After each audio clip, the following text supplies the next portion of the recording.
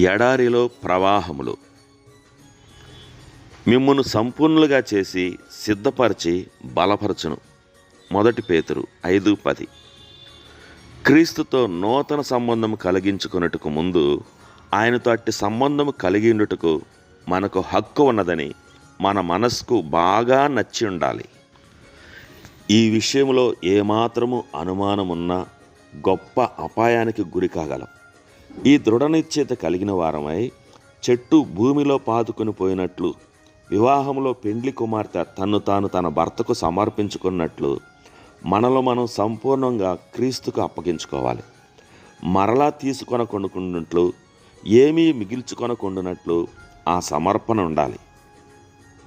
మన సంపూర్ణ సమర్పణ అనంతరం మనకు నిరీక్షణ వ్యవధి కాలం ఉంటుంది. మన నూతన సంబంధము శాశ్వతమైనదిగా ఉండాలి కనుక అది స్థిరమగుటకు కొంత సమయం పడుతుంది. శస్త్రచికిత్స చేసిన వైద్యుడు విరిగిన ఎముకను సరిచేసినట్లే ఇది కూడా ఉంటుంది. విరిగిన ఆ ఎముకను కదలకుండా గట్టిగా కట్టివేయును. అలాగే దేవుడు తన బిడ్డను మరలా ఇటు అటు తిరగకుండానట్లు వారి జీవితమును చక్కగా అమర్స్తాడు. ఇది సులువు కాదు. మనల్ని క్రీస్తు ద్వారా తన మహిమలోనికి పిలిచిన దేవుడు కొంచెం కాలం శ్రమపడిన పిమ్మట మనలను సంపూర్ణంగా చేసి స్థిరపరిచి బలపరచును. పాపము, వ్యాధి అను వాటిలో స్వాభావిక నియమమున్నది. పరిస్థితుల్లో చిక్కుకొని వాటిలో మునిగిపోయిన ఎడల మనము శోధకుని చేతిలో చిక్కి నాశనమవుతాం. ఇది స్వాభావిక నియమం.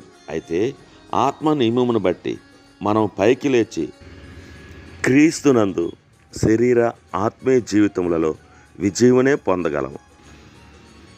క్రిందికి కృంగిపోక సజీవముగా పైకి లేచిపోతాం. ఇలాంటి జీవను పొందుటకు సరి అయిన ఆత్మీయ బలమును, స్థిరమైన విశ్వాసము కావాలి. మనము యంత్రములో శక్తిని ఉపయోగించినట్లు దానికి జట్టి తొడిగి యంత్రమును తిరుగునివ్వాలి. అప్పుడే దాని శక్తి కనబడుతుంది. దానిలో శక్తి ఉన్న చక్రములను కలుపు జట్టి తొడుగు వరకు అది కనబడదు.